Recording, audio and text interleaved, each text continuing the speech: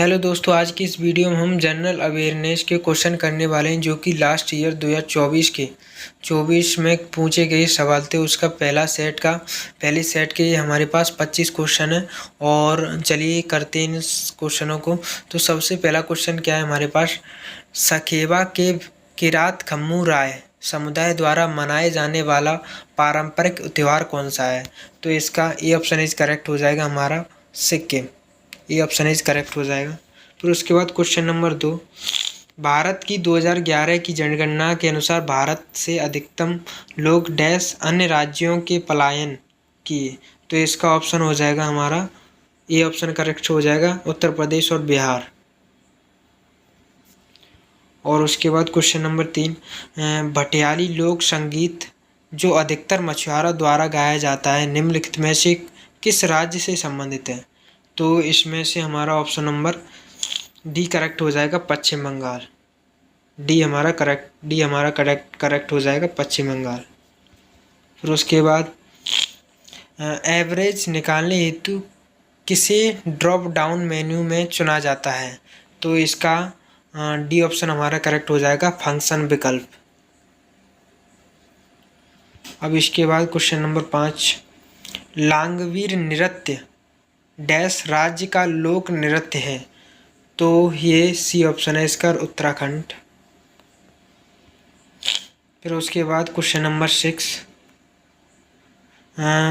मार्च 2024 तक निम्नलिखित में से कौन राष्ट्रीय हरित न्यायाधिकरण अध्यक्ष है? तो इसका बी ऑप्शन इज करेक्ट हो जाएगा हमारा, प्रशांत कुमार मिश्रा। बी ऑप्शन हमारा करेक्ट हो जाएगा। फिर उसके बाद क्वेश्चन नंबर 7 क्या है हमारे पास, डीएनए के संदर्भ में निम्नलिखित में से कौन सा सिद्धांत अनुलेखन की प्रक्रिया को नियंत्रित करता है? तो इसका हमारा ये ऑप्शन करेक्ट हो जाएगा, प्रतिपूरकता का सिद्धांत। ये ऑप्शन हमारा करेक्ट हो जाएगा। फिर उसके बाद क्वेश्चन नंबर 8, भारत में राष्ट्रीय ध्वज 15 अगस्त को फहराया जाता है और डैश को समाप्त किया जाता है। कब समाप्त किया जाता है? तो 31 मार्च को समाप्त किया जाता है। ये ऑप्शन हमारा करेक्ट हो जाएगा। फिर उसके बाद क्वेश्चन नंबर 9, भारत का प्राचीनतम समाचार पत्र कौन सा है? तो भारत का प्राचीनतम समाचार पत्र बंगाल गजट है। तो इसका सी ऑप्शन हमारा करेक्ट हो जाएगा। फिर उसके बाद क्वेश्चन नंबर 10, भारत की पंचवर्षीय योजना एवं उनकी अवधि दी गई है, सही मेल कौन सा है?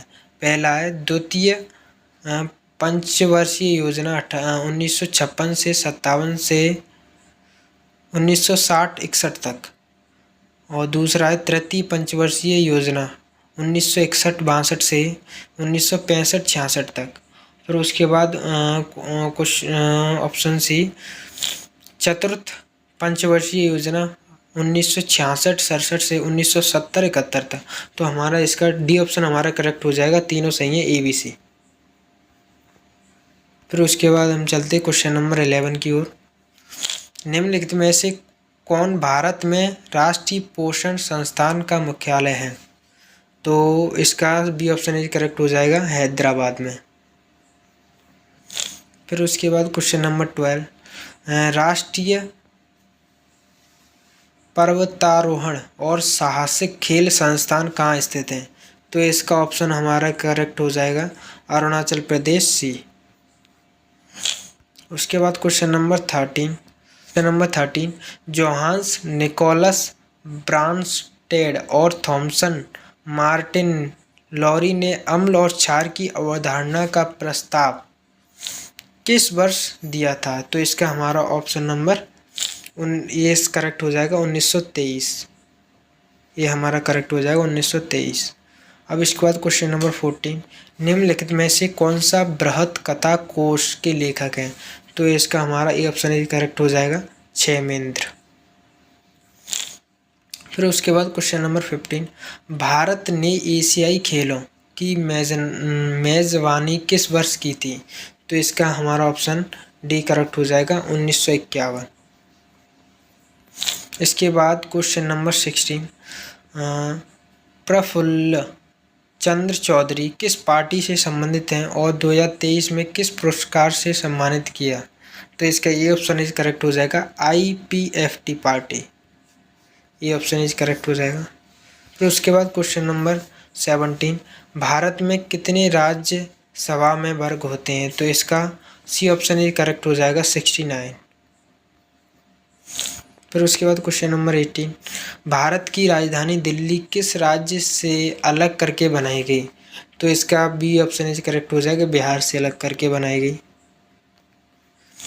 फिर उसके बाद क्वेश्चन नंबर 19 क्वेश्चन नंबर, संविधान के किस भाग में नागरिक अधिकारों की गारंटी दी गई?